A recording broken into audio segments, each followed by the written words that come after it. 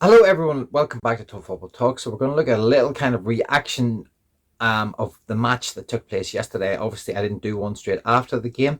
Let the dust settle. Let's just see what little things kind of start circulating about the match. But I'm just going to give a little 5 minute roundup on my take on it. Excellent win against obviously a very poor Leicester team. We needed to get that victory just to help build the confidence moving forward. I thought there were some really big performances in this particular match, and we'll look at what Rubin Amorim has said about one player in particular. For me, I feel my heart goes out for Aiden Heaven. I hope the kid's okay. I know obviously it looked, they didn't show replays of what actually happened because they said it was too bad. But what they have done is there's been news coming out that he came out in a protective boot and on crutches, which is much better than him being rushed off the hospital. So absolutely, that's good news. Obviously, it's not great news what happened to him, but it's better maybe than what we kind of anticipated. So let's see what happens over the next 24, 48 hours. I'm sure news will come out of kind of how bad it is. I hope it's not a season ender because in that first half, he was superb. Reading the game, excellent. His ability to kind of push forward with the ball was brilliant. He's quick. He was a midfielder who's kind of moved into defence, and I think you can kind of see that the way he operates. And for an 18-year-old to come in, for his, I think it's for in his first Premier League start away from home, against a team that are fighting for their lives. Very very impressed with the kid. Big future ahead. I just hope he manages to get over this injury very quickly, and that we can get him back into the team, because having a left footer on the left side, who's young and progressive with the ball, is first class. And the kid has, as a prospect, very very impressed with him so far. So that was that. That was that. That was a big bonus. Obviously, Bruno Fernandes was man of the match, 2 assists, brilliant finish. He's finding form now. I've been a little critical of Bruno this season. I think he's had many a match where he hasn't quite lived up to the previous Bruno that we knew was there, but he stagnated quite a bit throughout this season. But in the last kind of 4 or 5 matches, he's really started to find some form. He's finding goals, he's finding assists, he's sitting a little bit deeper in midfield. It looks like he's a little bit more disciplined. Maybe he's getting older, he's getting a little bit wiser, and Rubin Amorim's helped him kind of mature a little bit. And he's not, if he can stop running everywhere and trying to do everyone's job, and he can be that little bit more disciplined in a system that's working, happy days. Could actually see almost like a revolution in Bruno Fernandes going forward. And right now, it's brilliant to see that, because people will benefit from it, especially the likes of Rasmus Højlund, and who he played a great ball into, and Garncho as well, who both got on the score sheet yesterday. Brilliant for their confidence. Great after the Real Sociedad win and the fact that we got through in the Europa League. Now we got another win. We can kind of hopefully build on this going forward. The international breaks maybe come at a good time for Manchester United. We get a chance to get maybe Kobe back, and I don't know, maybe give Ahmad a little bit more time to maybe return in April, if that's a possibility. We can get some, and obviously Mason Mount will get the opportunity to train with the team a little bit more, build up his fitness. And hopefully we don't have loads of players going out on the international break. If the ones that are staying, the core players that are staying, and they can kind of keep working on Rubin Amorim's system, and they can keep getting their levels of fitness back up again, gives them that little bit of a breather going into the last purse of the season for the Europa League, and just trying to push up the league in total. That would be really helpful now. So that was it. But obviously Rubin Amorim had a little bit to say on De Ligt.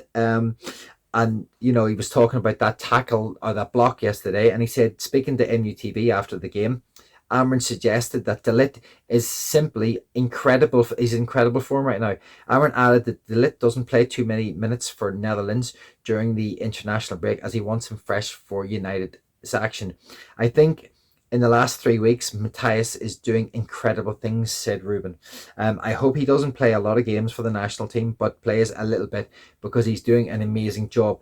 Now, I think he's been a bit of a warrior. He's a unit. He puts himself about. He's not afraid to put himself into tackles, which is really, really important for us. He reads the game really well. He's played with loads of different centre halves either side of him, or whether he's been on one side or the other.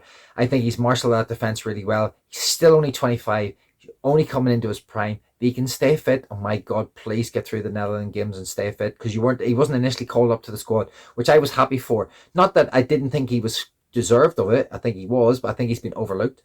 But I think he's done a very, very good job for Manchester United. He's got stronger. He's become more progressive as a player. His aggression is fantastic within reason. Obviously, he's not crossing that line. And as a leader and a commander at the back, I believe that we have a very, very good talent on our hands here. And I think he could be potential future captain somewhere down the line. And yeah, if he keeps going, keeps going the way he's going, I'm absolutely delighted to have him. He was talked about being injury prone. He's barely been injured this season at all, and he has, he's come up with a couple of goals. He's had an excellent season, and it shouldn't be overlooked. Very, very, very happy with him. But yeah, so that was that. And so obviously Rubin is obviously seeing this in him, and I'm really glad that he's working out under Rubin, and hopefully going forward he can carry on doing a great job for us. And now there was a little bit on what Ahmad said to Harry Amas, who made his debut yesterday on his 18th birthday. Congratulations to Harry. Absolutely brilliant way to make your debut on a 3-0 win, kept a clean sheet.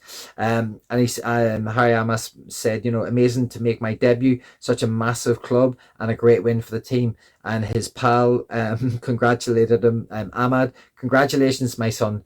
Dad is proud of you. So like obviously they've got a little bit of a bond going on there. That's great. I love those relationships that are happening, that are taking place. And hopefully these can be nurtured. And if Amas can maybe get more game time, he's got that kind of Luke Shaw profile about him. Hopefully he's not like Luke Shaw in terms of the injuries, but Amas has got a great engine, can get up and down the left side. And he's been talked about a lot in the youth ranks, so hopefully he can kind of push on and maybe get a few more minutes here and there and give us another player, because we've got Collier come through, very, very good game when he came off the bench yesterday.